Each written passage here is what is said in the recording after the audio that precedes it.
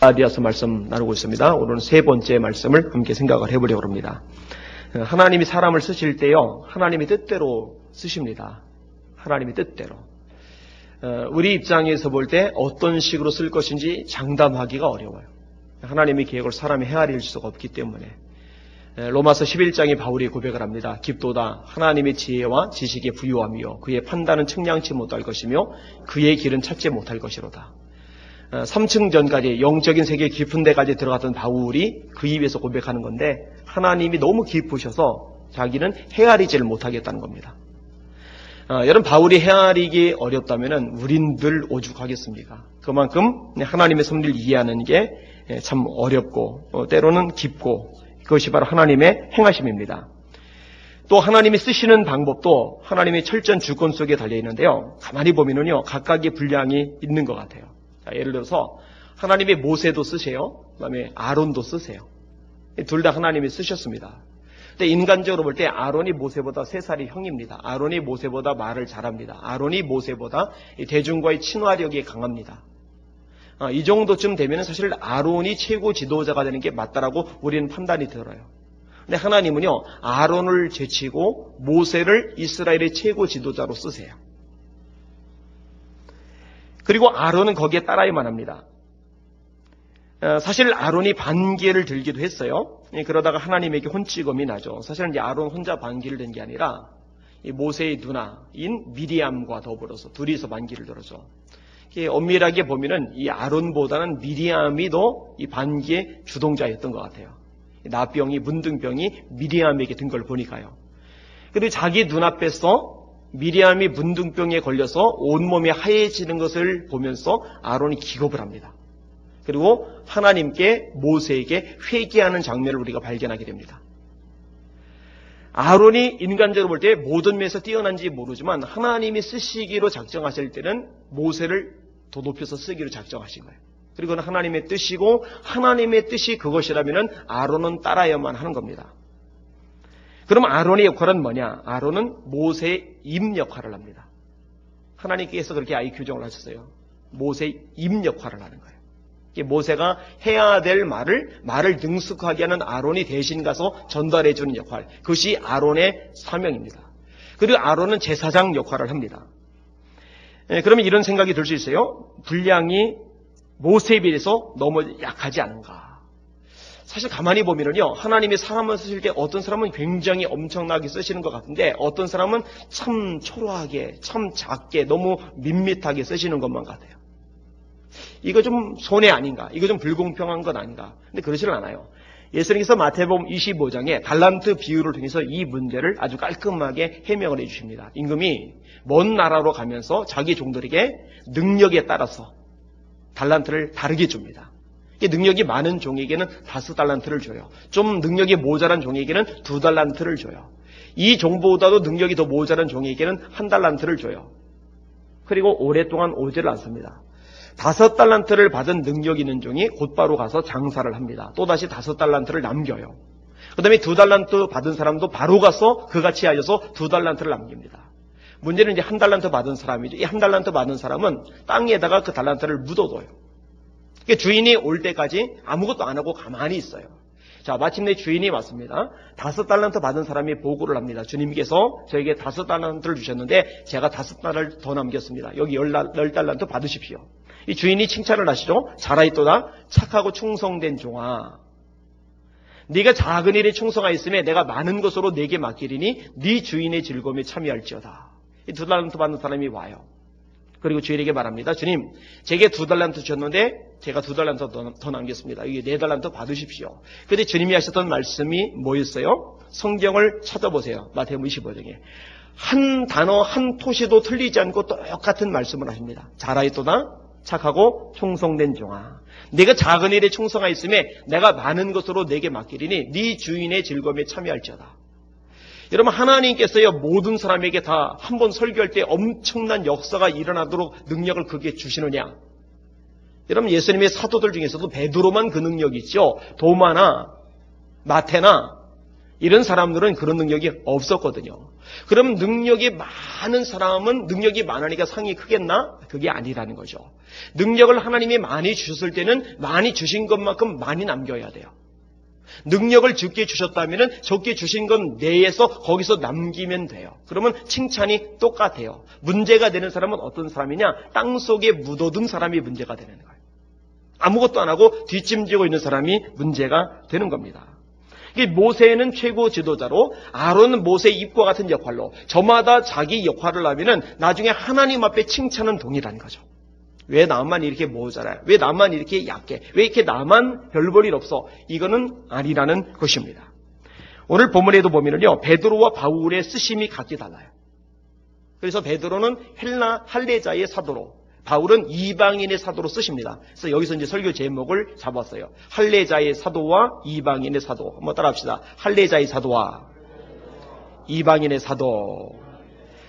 오늘 본문을 크게 두 가지로 나눠서 설교할 건데요. 하나는 제목과 관련된 부분, 할례자의 사도와 이방인의 사도, 두 번째 부분이고요. 그리고 앞부분에는 이 바울 사도가 교회 지도자들에게 보고한 내용에 대해서 갈라디아교 성도들에게 이야기하는 대목이 나옵니다. 그렇게 두 가지로 나눠서 생각을 해볼 겁니다. 자, 1절에서 5절까지 같이 볼게요. 시작. 14년 후에 내가 바나바와 함께 디도를 내리고 다시 예루살렘에 올라갔나니 계시를 따라 올라가 내가 이방 가운데서 전파하는 복음을 그들에게 제시하되 유력한 자들에게 사사로이 한 것은 내가 다름질하는 것이나 다름질한 것이 헛되지 않게 하려 함이라. 그러나 나와 함께 있는 헬라인 디도까지도 억지로 할례를 받게 하지 아니하였으니 이는 가만히 들어온 거짓 형제들 때문이라. 그들이 가만히 들어온 것은 그리스도 예수 안에서 우리가 가진 자유를 엿보고 우리를 종으로 삼고자 함이로되 그들에게 우리가 한시도 복종하지 아니하였으니 이는 복음의 진리가 항상 너희 가운데 있게 하려 함이라. 아멘. 바울이요, 전도 여행을 많이 다닙니다. 그러다 보니까 한 곳에 오래 머물지를 못해요. 한 곳에서 오래 목회하지를 못합니다. 많이 해봐야 3년 정도밖에 되지를 않아요. 이런 바울이 예루살렘에 올라가는 장면이 나오는데요. 5번이 나옵니다. 첫 번째로 다메섹을 떠난 다음에 그게 사도행전 9장 26절 이하입니다. 두 번째로 예루살렘에 기근이 들었을 때 이 헌금을 모아가지고 예루살렘 교회에 전달을 해줘요. 이게 사도행전 11장 27절 이하입니다. 세 번째 예루살렘에 가는 때가 1차 전도 여행 이후에 예루살렘에서 총회가 열립니다. 이때 바울 사도가 예루살렘에 올라갑니다. 네 번째는 2차 전도 여행 이후 사도행전 18장 22절 이하입니다. 다섯 번째는 3차 전도 여행 이후에 사도행전 21장 이후입니다. 그리고 오늘 본문의 상황은요. 애기 보지 마시고 절 보세요. 말씀에 집중하세요. 오늘 본문의 상황은요. 예루살렘 회의가 일어나는 것, 이것이 본문의 상황입니다. 이때 예루살렘에서 회의가 일어난 이유가 있는데요. 이 구원과 관련된 아주 엄청난 논쟁이 벌어집니다.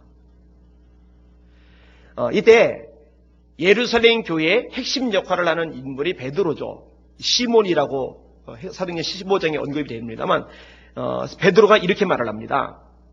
많은 변론이 있은 후에 베드로가 일어나 말하되 형제들아 너희도 알거니와 하나님이 이방인들로 내 입에서 복음의 말씀을 들어 믿게 하시려고 오래전부터 너희 가운데서 나를 택하시고 또 마음을 하시는 하나님이 우리에게와 같이 그들에게도 성령을 주어 증언하시고 믿음으로 그들의 마음을 깨끗이 하사 그들이나 우리나 차별하지 아니하셨느니라. 그런데 지금 너희가 어찌하여 하나님을 시험하여 우리 조상과 우리도 능히 매지 못하던 몽해를 제자들의 목에 두려느냐. 그러나 우리는 그들이 우리와 동일하게 주 예수의 은혜로 구원받는 줄을 믿노라 하니라.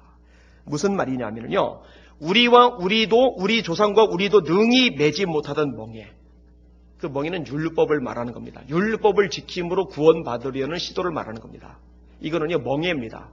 아무도 율법을 지켜서 구원받을 수 있는 사람은 존재하지는 않아요. 왜냐? 자, 예를 들어서 율법을 확 줄여서 10가지밖에 안 된다 생각해 보세요. 9가지를 잘 지켰어요. 그러면은 90점이죠. 90점. 이 90점이면 좋은 성적이란 말이에요. 그런데 한 가지를 틀렸어요. 세상에서 90점이면 좋은 성적일지 모르지만은 율법은 그렇지를 않아요. 10가지를 지켜야 되는데 그 중에 9가지를 지키다가 한 가지를 못 지키면은요, 그건 역시 율법을 못 지킨 것이 돼요. 그러니까 이 율법을 지켜서 구원받으려는 시도는요, 수포로 돌아갈 수밖에 없어요. 왜냐하면 인간 본성상, 한계와 연약성상 이 율법을 온전하게 지킬 수 있는 사람은 세상에 존재하지를 않습니다. 여러분 지킬 수 있어요? 저 못 지켜요. 여러분들도 못 지킵니다. 그래서 이 율법을 통해 한 가지를 깨닫는 거예요. 아, 나는 연약하구나. 나는 죄인이구나. 하나님의 말씀에 불순종하는 사람이구나. 이것이 율법의 역할입니다.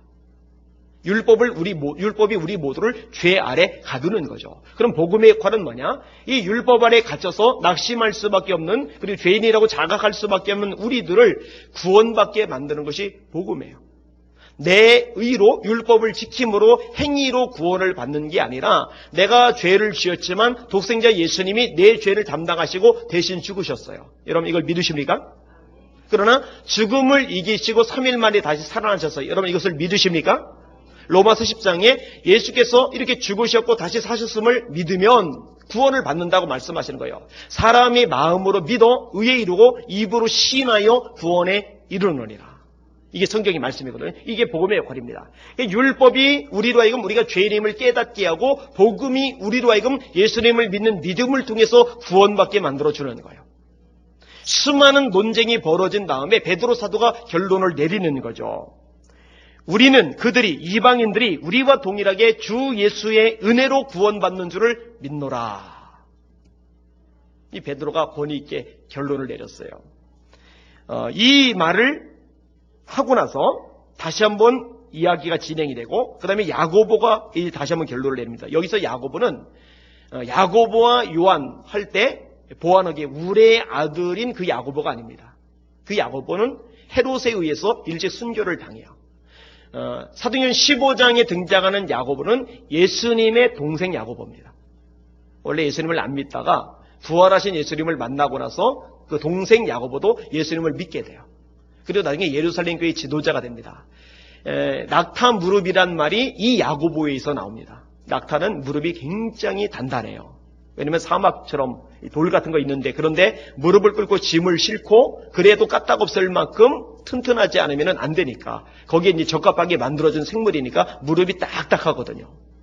근데 야고보의 별명이 낙타 무릎입니다. 왜냐하면 기도를 너무 많이 해가지고 무릎 꿇고 기도하는 시간이 너무 많아가지고 무릎이 낙타 무릎처럼 되었다는 거예요. 존경을 굉장히 많이 받는 사도입니다.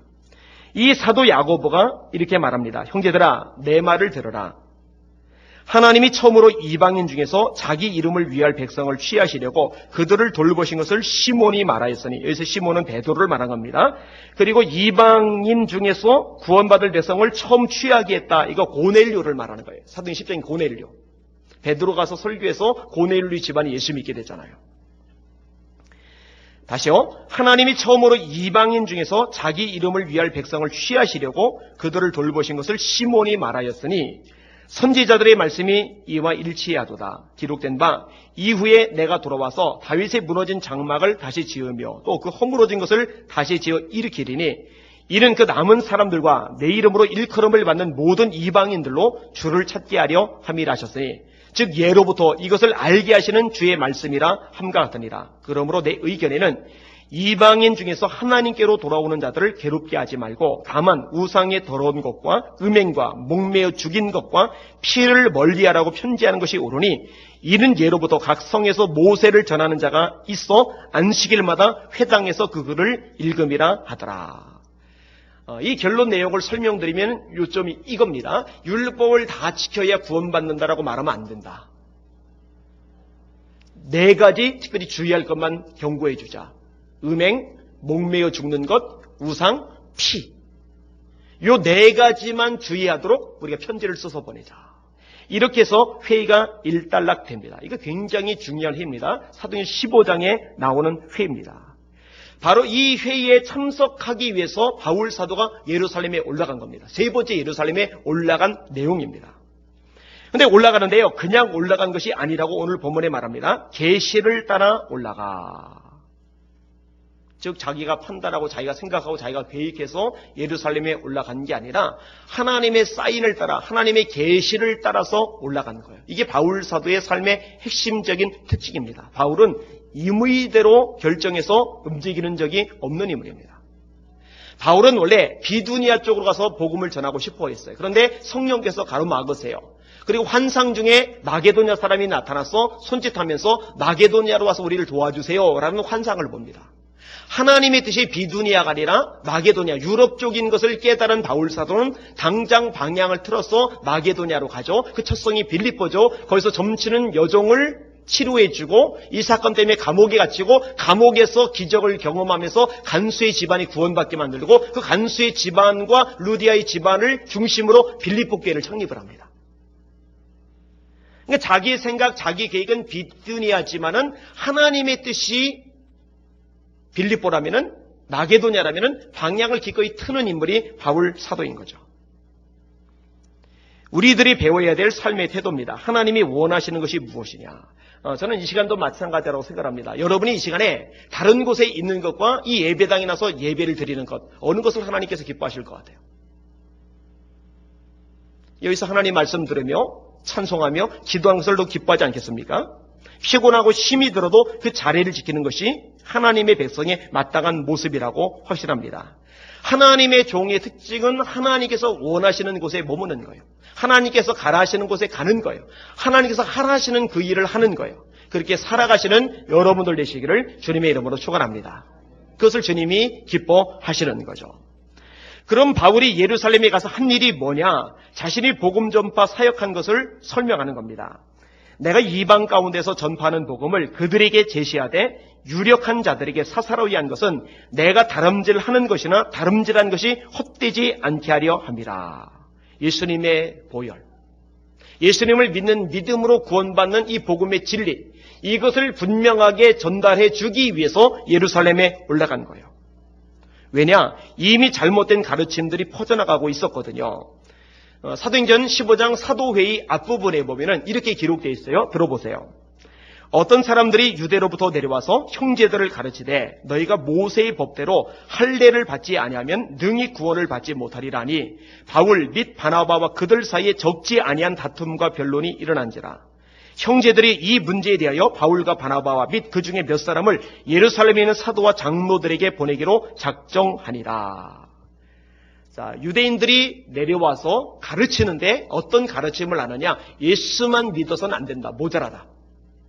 너희가 예수도 믿고 모세의 율법대로 할례도 받아야 된다. 그러니까 믿음과 할례 두 가지가 같이 있어야 너희가 구원을 받는다. 이렇게 가르친 거예요. 이 가르침을 듣자마자 바울과 바나바가 그들과 심하게 다퉈요. 아주 강한 논쟁이 벌어져요. 그리고 이것이 예루살렘 초대 회의까지 연결이 되어졌던 겁니다. 이 부분에 대해서 설명하고 이 복음의 진리를 지키기 위해서 바울이 예루살렘까지 갔던 것입니다. 여러분요, 이 당시만 그런 게 아니라요, 오늘날에도요, 잘못된 가르침들이 굉장히 많아요. 이거를 막아야 됩니다. 이것과 싸워야 됩니다. 제가 최근에 영상 하나를 보면서 참 가슴이 아팠어요. 이제 다양한 종교 지도자들이 있어요. 미국의 텔레비전 방송 진행자가 거기서 이제 이야기를 해주는 겁니다. 근데 그 중에 흑인 좀 덩치가 있는 목사님에게 물어보는 거예요. 정말로 문자 그대로 예수님이 이 땅에 재림할 것을 믿느냐고. 그랬더니 그렇게 고백을 해요. 그 목사님이 담대하게. 그리고 계속 이야기를 하는 와중에 이런 이야기가 나옵니다. 예수님을 믿는 자만이 예수님이 재림하실 때 구원받게 될 것이라고. 근데 이 말을 하는데요, 그 방송에 참여한 사람들이 막 웃어요. 비웃는 거죠. 정말로 당신은 성경 문자 그대로 이루어질 것을 믿느냐? 그랬더니 그 목사님이요, 담대하게 자기가 믿는다고 말해요. 사회자가 질문하기를, 그 예수 믿어야 구원받으면 그 유대인들은 뭐냐? 이슬람 사람은 뭐냐? 불교 사람들은 뭐냐? 그들은 구원 못 받느냐? 그렇다. 예수님을 영접한 사람만이 구원받는다. 그러니까 또 막 비웃어요. 이렇게 막 비웃음이 이어지니까요, 그 옆에 있던 카톨릭 주교인지 추기경인지 하는 사람이 튀어나와서 말을 하는 거예요. 당신은 성경을 잘못 믿고 있다고. 잘못 알고 있다고. 성경은 그렇게 문자적으로 해석하면 안 된다고. 근데 여러분, 이게 가톨릭의 공식 입장인 거 아십니까? 예수님만이 구원의 길이라고 가톨릭은 말하잖아요. 이것을 이미 포기했어요. 대신에 다양성을 인정합니다. 김수환 추기경이 했던 발언 중에도 착한 일을 하면 구원받는다라고 발언을 해요. 이게 가톨릭의 공식 입장입니다. 제가 언제 그 영상을 여러분에게 틀어줄 생각입니다. WCC도 역시 마찬가지죠. 예수만이 구원이라고 말하지는 않아요. 다 종교에도 궁극적 실제가 있다라고 가르칩니다. 그리고 타 종교와 함께 예배하는 법을 연구해야 된다고 가르칩니다. 이게요, 한국 교회 안에 막 휩쓸려 들어오는 거예요. 그런데 요즘에 이 캐톨릭과 신앙과 직제위원회라는 것이 만들어지면서 함께 통합하려는 이런 시도들이 지금 벌어지고 있어요. 그래서 개신교 목사를 신부로 캐톨릭에서 인정해 주는 식으로. 이건 배교로 점점 가고 있는 겁니다. 여러분, 마틴 루터가 종교개혁을 일으킬 때 왜 일으켰습니까? 비텐베르크 성당에 95개조 항목을 써놨죠. 그 항목의 핵심적인 내용이 뭡니까? 종기교역의 3대 표제가 무엇입니까? 솔라 피데, 솔라 그라티아, 솔라 스크립투라. 솔라 피데, 오직 믿음으로 구원받는다. 솔라 그라티아, 오직 하나님의 은혜로 구원받는다. 솔라 스크립투라, 오직 성서로. 그런데 이것이요, 다시 허물어지고 있는 거예요. 바울 사도가 지키고자 했던, 마틴 루터와 칼빈 등이 지키고자 했던, 그리고 성서에서 가르치고 있는 이 핵심 가르침이 점점 희색이 되어가고 있어요. 그런데 문제는요, 이런 상황임에도 불구하고 깨닫지 못하는 종교 지도자들, 교회 지도자들이 너무 많다는 겁니다. 여기에 휩쓸리며 떠내려가는 교인들이 너무 많다는 겁니다. 마지막 때의 특징이죠. 사람들이 그 귀가 가려서 자기 사욕을 쫓을 시선을 많이 두고 그 귀를 진리에서 돌이켜 허탄한 이야기를 쫓으리라. 이게 말세의 징조로 예언된 말씀이거든요. 잘 기억하시길 바랍니다. 복음의 진리를 지켜야 합니다. 따라합시다. 오직 예수만이 구원이다. 예수 그리스도 외에 우리 죄를 대신 짊어지고 십자가에 죽으신 이는 아무도 없어요. 그분만이 우리의 생명, 그분만이 하나님께 가는 길입니다. 요한복음 14장 6절에 주님이 말씀하시죠. 내가 곧 길이요 진리요 생명이 나로 말미암지 않고는 아버지께로 올 자가 없느니라. 이거를 지켜 나가야 합니다. 자, 이제 두 번째 부분, 할례자의 사도와 이방인의 사도 부분입니다. 6절에서 10절까지를 같이 읽겠습니다. 시작. 유력하다는 이들 중에 본래 어떤 이들이든지 내게 상관이 없으며 하나님은 사람을 외모로 취하지 아니하시나니 저 유력한 이들은 내게 의무를 더하여 준 것이 없고 도리어 그들은 내가 무할례자에게 복음 전함을 맡은 것 같이 베드로가 할례자에게 맡은 것 같은 것을 보았고 베드로에게 역사하사 그를 할례자의 사도로 삼으시니가 또한 내게 역사하사 나를 이방인의 사도로 삼으셨느니라. 또 기둥같이 여기는 야고보와 게바와 요한도 내게 주신 은혜를 알므로 나와 바나바에게 친교의 악수를 하였으니 우리는 이방인에게로 그들은 할례자에게로 가게 하려 함이라. 다만 우리에게 가난한 자들을 기억하도록 부탁하였으니 이것은 나도 본래부터 힘써 행하여 왔노라. 아멘. 유력하다는 이들, 옛날 개정 한글에는, 개혁 한글에는 유명한 이들이라고 묘사가 되는데, 예를 들면 베드로 유명하죠. 그 다음에 예루살렘 교회 지도자 야고보 유명하죠. 요한 유명하죠. 이렇게 영향력 있는 사도들을 일컫는 겁니다. 널리 알려진 인물들이죠. 근데 바울이요, 특이한 말을 합니다. 저 유력한 이들은 내게 의무를 더하여 준 것이 없고 그들에게 따로 얻은 것이 없다는 겁니다. 요 부분은 갈라디아서 1장에서도 강조가 좀 되었어요. 이유가 있죠. 제가 1장 설명할 때 여러분에게 말씀을 드렸습니다. 우리 입장에서 바울은 위대한 사도죠. 가장 위대한 사도죠. 성경을 제일 많이 썼고 영적인 세계에 들어갔고 수많은 교회를 세웠고 수많은 영혼들을 구원해내고 기독교의 기초를 세운 인물이 바울이란 말이에요. 그런데 이 위대한 사도 바울의 사도 권위를 무시하고 흔들던 사람들이 그 당시에 있었거든요.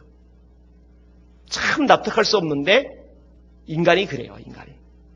여러분 하기야 모세는 영적 권위가 없었습니까? 하나님이 특별히 세운 인물 아닙니까? 그런데 그 권위에 도전하며 대들던 고라당이 있었잖아요. 250명의 족장들이 반기를 일으켰잖아요. 이게 인간의 죄성이거든요. 이 바울 사도에 대해서도 이런 논쟁이 벌어진 거예요. 야 바울, 네가 어떻게 사도냐? 너 예수님 따라다닌 적 없잖아. 예수님이 가르침 직접 받은 적 없잖아. 부활하신 예수님을 만난 적 없잖아. 그러니까 바울 사도가 이야기하는 거죠. 내가 사도가 된 것은 사람에게서 난 것이 아니다. 하나님의 예수님의 계시로 된 것이다. 그게 사도행전 9장, 사도행전 22장, 사도행전 26장에 나오는 다메섹에서 예수님 만난 그 사건을 말하는 거거든요. 오늘 본문에도 이 유력하다는 자들, 이들에게 받은 게 아니라는 거죠. 왜냐? 바울은 주님께 직접 계시를 받아서 복음을 깨달은 특별한 인물이거든요. 이 부분이 강조가 되는 이유가 그런 배경 속에서 있는 겁니다. 그러면서 바울이 이런 말을 연결해서 합니다. 하나님은 사람을 외모로 취하지 아니하시나니. 이런 베드로 포함한 다른 제자들은요, 예수님을 따라다녔어요. 부활의 주님을 만났어요. 예수님이 행하시는 기적을 눈으로 봤어요. 무리를 걷는 것도 봤어요. 변화살의 변화도 봤어요. 그리고 사도로 권위가 확실하고 사람들의 존경과 인정을 받아요. 그런데 바울은 어땠느냐? 바울은 박해자였어요. 예수 믿는 사람 괴롭히고 두들겨 패는데 동참하고 감옥에 가두고 심지어는 죽는데도 합류했던 인물이 바울입니다. 박해자예요. 박해자. 그러니까 외모로 따지면은 바울은 유력하다는 사도들과 비교할 때요, 비교가 되지를 않아요. 예수님을 본 적도 없고 따라다닌 적도 없고 기적을 체험한 적도 없고 오히려 박해자였던 바울의 모습은요, 정말 저 밑바닥과 다름이 없어요. 근데 바울이 고백하는 거죠. 하나님은 외모로 사람을 취하지 않는다. 이건 자기에 대한 고백입니다. 나 같은 사람도 하나님이 부르셔서 사도가 되게 하시고 말씀을 선포하는 자로 써주신다. 이런 감격의 고백이 담겨져 있는 겁니다. 참 감사한 고백이죠. 하나님께서 이렇게 사람을 쓰시는 거죠. 그런데 쓰시는 방식이 좀 다른 거예요. 자, 두 사람이 대비가 되는데 하나는 베드로입니다. 그 다음에 하나는 바울입니다. 베드로는 어떤 사도냐? 할례자의 사도입니다.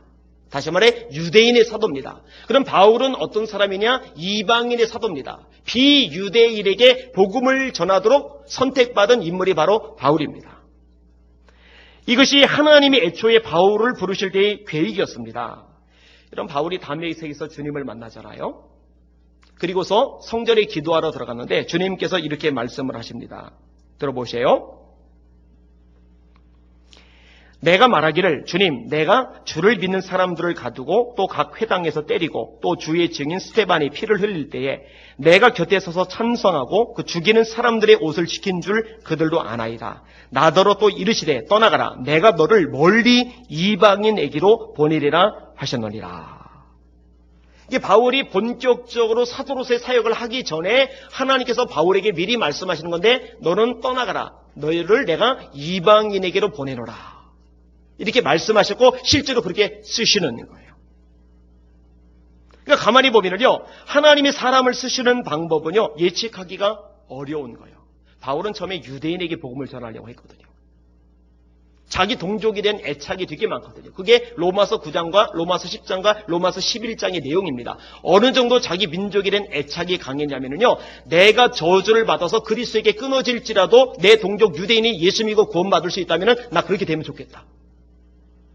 여러분, 이건 엄청난 얘기입니다. 내가 지옥에 가도 좋으니 내가 지옥에 가고 내 민족이 유대인이 예수 믿고 구원받았으면 그렇게 해도 좋다. 그만큼 유대인에 대한 애착이 강한 인물이 바울입니다. 그런데 하나님의 뜻은 그 유대인에 대한 애착이 강한 바울이 유대인에게 복음을 전하는 사도로 쓰임받게 하는 것이 하나님의 계획이 아니었고, 그런 바울이 오히려 이방인에게 복음을 전하도록 쓰시는 것이 하나님의 계획이었다는 거예요. 다시 말합니다. 여러분, 쓰시는 건 하나님의 주권입니다. 그건 하나님의 뜻이에요. 그리고 하나님의 사람들이 할 일은 그 뜻에 순종하고 그대로 사는 겁니다. 어떤 사람은 하나님이 선교사로 부르세요. 그럼 그 사람 선교사로 가야 됩니다. 나는 목회가 좋아. 한국에서 목회하고 싶어. 그러면 안 돼요. 만약에 당장 내일이라도 하나님께서 저에게 너는 우간다로 가라 라고 말씀하신다면 가야 돼요. 저도 가야 되고 순종해서 제 아내도 가야 돼요. 그리고 예수 믿으니까 성도들도 당해도 당연히 그 말씀에 순종해서 파송을 해야 돼요. 왜냐하면 하나님의 뜻이 본질이기 때문에. 어떤 사람은 목회자로 하나님이 쓰기를 원하세요? 아, 나는 선교 가고 싶은데. 나는 저 이디오피아로 가고 싶은데. 그거 아니에요. 하나님께서 이 땅에서 목회하라고 말씀하시면 그렇게 하는 거예요. 또 어떤 사람은 하나님이 시대를 위해서 쓰시는 경우도 있어요. 예를 루터 같은 경우, 칼빈 같은 경우. 이런 사람은 한 지역의 한 교회의 목회자 아니라 그 시대를 책임지는, 그 시대를 변화시키는 인물로 쓰셨어요. 그 이후에 웨슬리 같은 인물. 미국의 1차 각성 운동의 주역이었던 조나단 에드워드, 2차 각성의 주역이었던 찰스 피니, 3차 각성의 주역이었던 D.L. 무디 같은 인물들, 이런 인물들은 개교회에 국한되지 않고 시대를 책임지는 자로 하나님이 쓰세요. 나는 개교에서만 목회하고 싶은데요. 그거 아닌 거죠. 장승민 목사님이라고 있습니다. 지금 목포에서 목회를 하고 있어요. 목회를 굉장히 잘합니다. 근데 이분이 어릴 때 자기 아버지 목사님에게 반발하는 마음이 너무 커요. 왜냐면 아버지가 가정은 돌보지 않고 교회만 돌보거든요. 그래서 아버지가 미운 거예요. 복수를 하고 싶은 거예요. 그래서 고민을 해서 내가 어떻게 아버지에게 복수할까? 그 복수가 뭐 있는지 아세요? 불교대학을 들어갔어요. 아버지가 기겁을 하죠. 좌절을 느끼죠. 절망을 하죠. 그게 복수였어요. 그런데 주님을 만났네. 주님의 부르심을 받았네. 한 700여 명쯤 모이는 교회 담임 목사인데 목회를 너무 잘해요. 오랜만에 만났는데 얼마나 반가운지. 그 주님의 주권입니다. 주님이 부르시면은 그 부르심대로 가야 되는 거예요.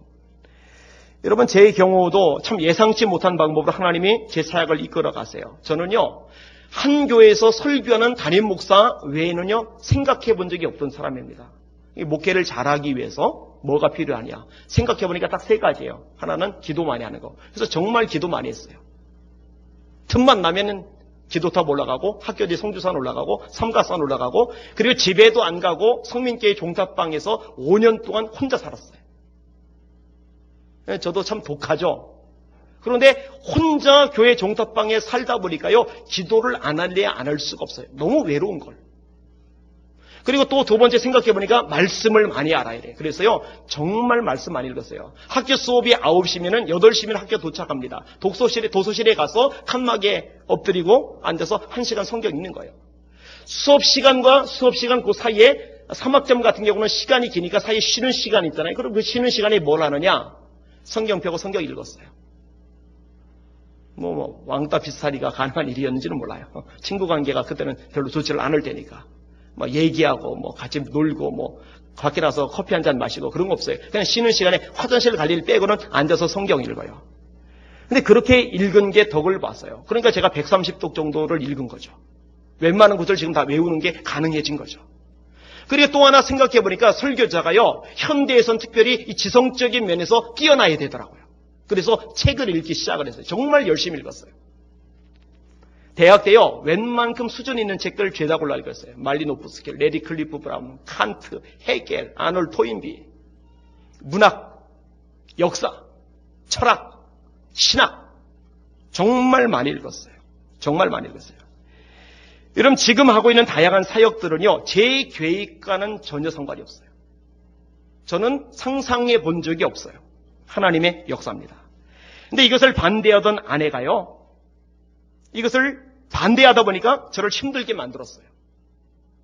얼마나 힘들게 만들었느냐? 제가 눈물이 날 만큼 힘들게 만들었어요.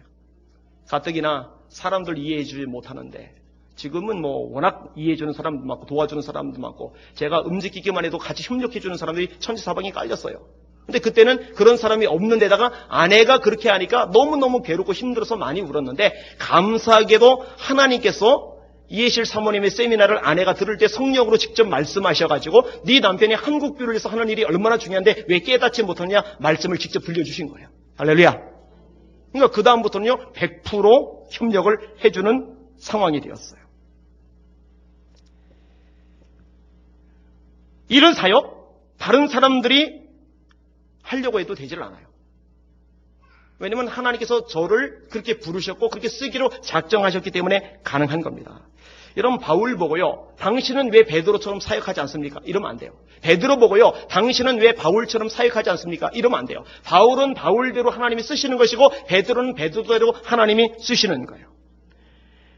이 베드로가 사역을 하는데요, 빌립보 교회 같은 교회는요, 자기 교회가 어려움에도 불구하고 열심히 선교비를 지원을 해요. 그리고 바울 사도는 이 빌립보 교회를 굉장히 칭찬을 합니다. 너희가 드리는 이 예물은 하나님께 향기로운 것이다. 나의 하나님이 영광 가운데 그 풍성한 대로 너희 모든 쓸 것을 치우시리라. 왜냐? 바울 사도가 하나님께 어떤 부르심을 받았는지 성도들이 이해를 하고 여기에 동참하고 기도해주고 물질로 후원해 주고 있기 때문에 이 부분을 칭찬하게 되는 겁니다. 여러분, 구약에 보면은요, 사사들도 마찬가지입니다. 사사는 판관을 말하는 것인데 사사라고 해서 다 똑같게 쓰임받는 것이 아니었어요. 삼손은요, 힘이 무지 세요. 연합해서 움직이는 적이 없어요. 혼자 독자적으로 움직입니다. 혼자서 한 나라를 물리쳐요. 이게 삼손입니다. 반면에 드보라 같은 사사는요, 싸움 못합니다. 여자예요. 대신 재판을 잘합니다. 자기가 싸우진 않지만 바락 같은 장군 불러서 너 나가서 싸우라라고 지시를 내리고 바락 장군은 순종해서 나가서 싸웁니다. 이런 식으로 사사의 일을 감당합니다. 기드온은요, 자기가 직접 나가 싸우지만은 혼자서 삼손처럼 싸우는 존재가 아니라 자기와 함께 300명의 용사를 거느리고 같이 나가서 싸웁니다. 자, 보세요. 사사는 다 똑같은 사사인데 삼손은 혼자 싸우고 드보라는 자기는 안 싸우면서 바락을 두 번에서 싸우고 기도는 자기가 싸우지만 삼손처럼 혼자 싸우지 않고 300명과 함께 싸우고. 하나님이 쓰시는 방법이 저마다 다른 거예요. 이런 목회자들만 그러냐, 성도들 역시 마찬가지입니다. 하나님이 여러분을 쓰시는 방법은요 다 달라요. 그러니까 중요한 것은 얼마나 크냐, 얼마나 중요하냐, 얼마나 표시가 나느냐 이게 아니라 하나님께서 내게 원하시는 삶이 뭘까? 내가 어떤 일을 하기를 원하실까? 내가 어떻게 살아가기를 원하시고 어떤 일을 하기를 원하실까? 이것을 찾아내는 것이며 거기에 충성을 다하면은 우리 주님께서 착하고 충성된 종이라고 칭찬하실 줄 믿으시길 바랍니다. 어떤 성도님은요, 이 전도에 막 몸이 달아가지고 전도. 어떤 성도는요, 중보 기도에 막 열심을 내요. 어떤 성도는요, 청소 같은 것들 자기 몸으로 하는 일을 잘해요. 어떤 성도는요, 찬양을 참 잘하고 찬양하는 것이 인생의 행복이에요. 어떤 성도는요, 성도들 사이에 들어가가지고 화해를 주고 서로 융합하게 만들고 보듬어 안고 격려해주고 그래서 잘 자라도록 토닥여주는 일을 잘해요. 문제는 내가 어떤 일을 하기를 원하시는지 이걸 찾아내는 겁니다. 그리고 거기에 충성을 다하는 것입니다. 목회자는 목회자대로, 성도는 성도대로 이렇게 살아가면은 하나님의 뜻이 우리 각자를 통해서 이 땅에 펼쳐질 줄 믿으시길 바랍니다. 말씀을 마무리하겠습니다. 중요한 것은 우리의 뜻이 아닙니다. 우리의 생각이 아닙니다. 우리의 뜻, 우리의 생각을 접어두시고 하나님께서 무엇을 위해서 부르셨느냐 여기에 초점을 맞추셔야 돼요. 저는 목사로서 내가 하고 싶은 사역, 내가 원하는 사역, 내가 애초에 계획했던 사역이 아니라 하나님께서 나를 이 시대 가운데, 이 세상 가운데 어떤 일에 쓰기를 원하시는가 이걸 찾아야 되는 거죠. 그리고 제가 그걸 찾았다면 여기는 여러분들은 그 일의 협력자, 동역자가 되셔야 해요. 기도해 주는 일에, 때로는 물질적으로 후원해 주는 일에, 때로는 격려를 해주는 일에 앞장서 주셔야만 합니다. 그리고 여기는 여러분들은 여러분 각자에게 주신 뜻이 무엇인지 찾으세요. 기도하세요. 그리고 그 일에 온전히 헌신하셔서 칭찬되는 복 있는 성도들, 충성된 종들 되시기를 주님의 이름으로 축원합니다. 아멘. 기도하겠습니다.